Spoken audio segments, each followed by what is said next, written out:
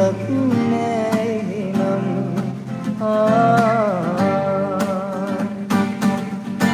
අදහන්නත් බෑ ඔබමද මේ පෙරවුන් උත්යා හිමි වෙන්නේ නෑ කවදාවත් මාපත පුතෙනා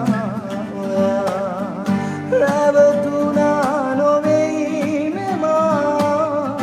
විශ්වාස කළා විශ්වාසය කඩ කෙරුවේ